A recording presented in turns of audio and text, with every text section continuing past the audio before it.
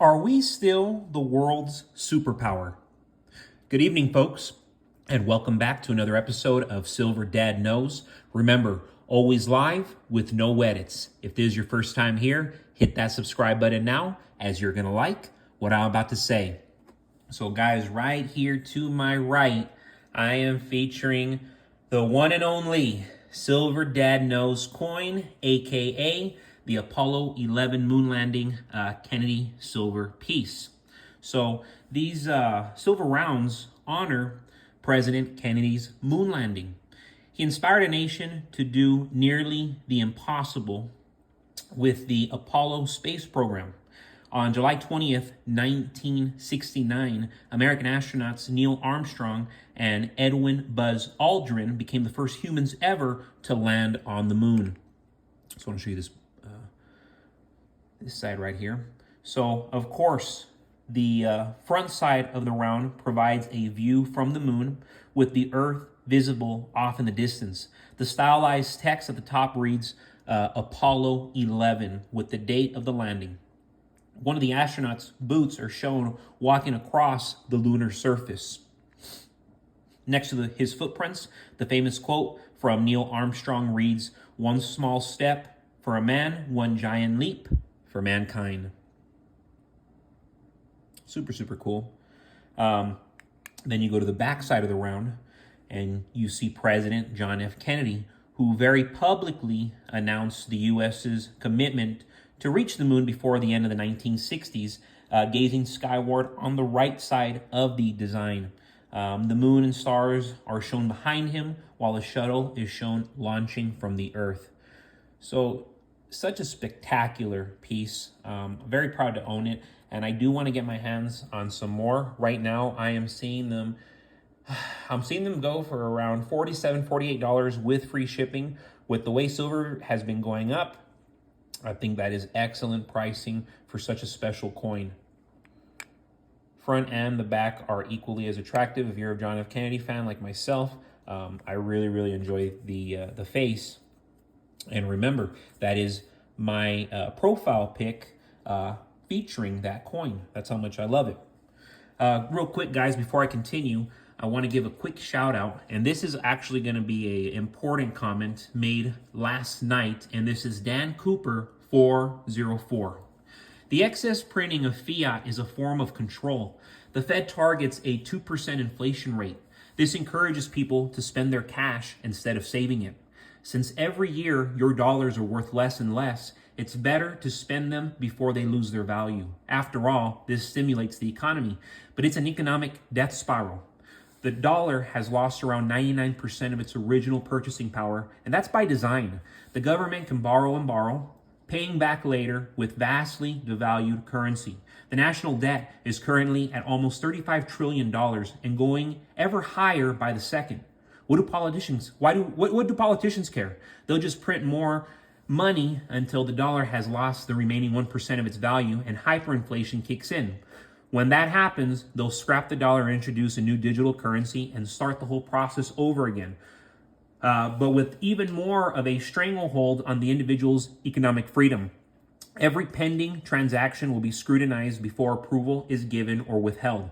Cash will no longer be king, but gold and silver, tangible, discrete mediums of exchange outside the monetary system, will be more important than ever.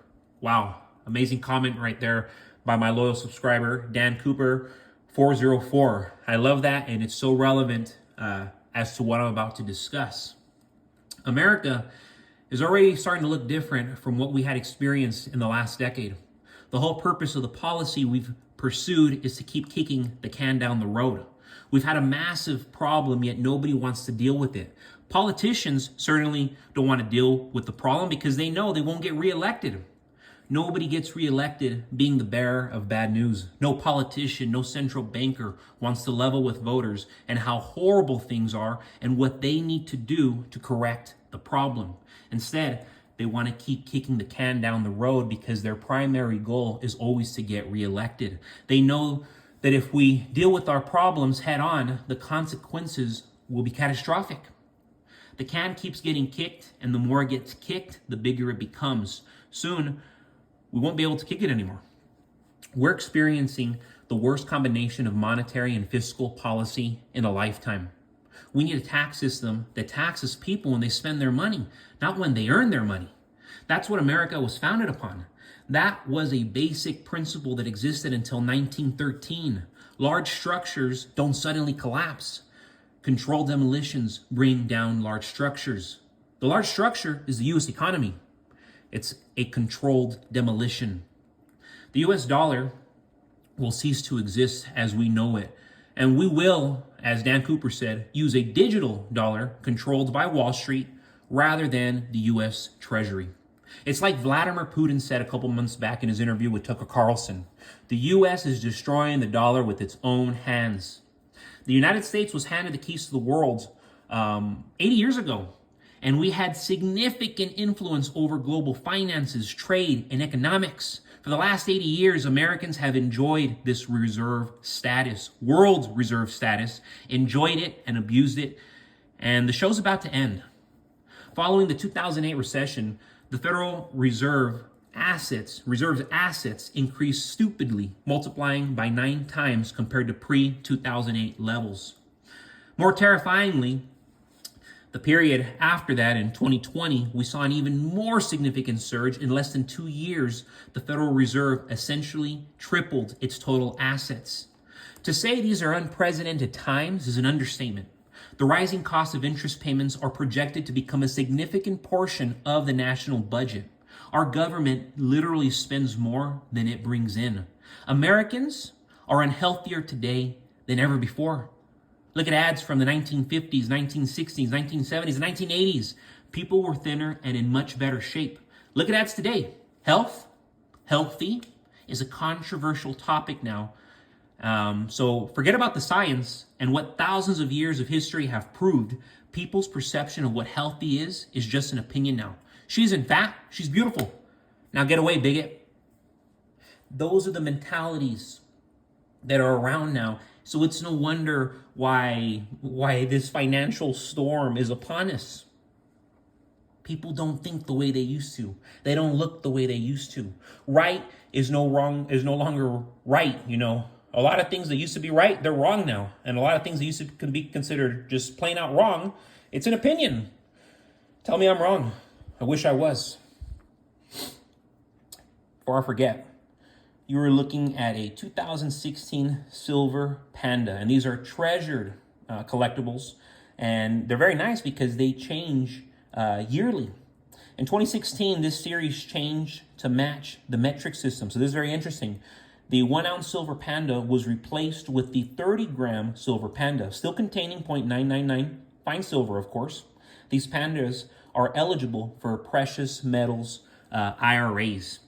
So we go to the verse, very simple but very elegant, and we see the Hall of Prayer for abundant harvest in the Temple of Heaven in Beijing, encircled by the phrase People's Republic of China in Chinese.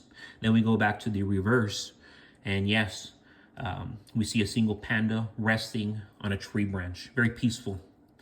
The 2016 Silver Panda, again, this is just a coin you want, because it's the first year of the new weight system for this popular series. Silver Pandas were first minted in 1983. The first 3 years of mintage were in proof quality condition and had a limited mintage of 10,000 pieces for each year. No Silver Pandas were struck in 1986, but they have been minted every year since then. Each year, the design of the panda changes, making them highly collectible. The only year they didn't change design was 2002, which used the same design as 2001. So that's very interesting. I couldn't tell you why. It's just a fun fact. And then, guys, just to end this evening, I want to give a final shout out. And this is to a gentleman that I always mention, and I love mentioning him, Veritas Files. And there's a comment made from last night. Well, quite relative to the screams we will be hearing in the months and years to come, yes, converting the value of your fiat today back into real money that will have more value tomorrow is such a no-brainer. Sometimes I'm amazed that virtually everyone isn't doing this. Keep stacking. And guys, it amazes me that nobody's buying silver or gold. People are, very, very smart people are, but the majority aren't. You know, 95%, 96% of people aren't. And it blows my mind because this is where it's all going. It is literally a no-brainer. That's why all the billionaires and experts, financial gurus, the pros, they're all betting on gold and silver as we speak. But guys, thank you so much for joining me for another evening of Silver Dad Knows. Remember, God bless you. God bless your household. And God bless America.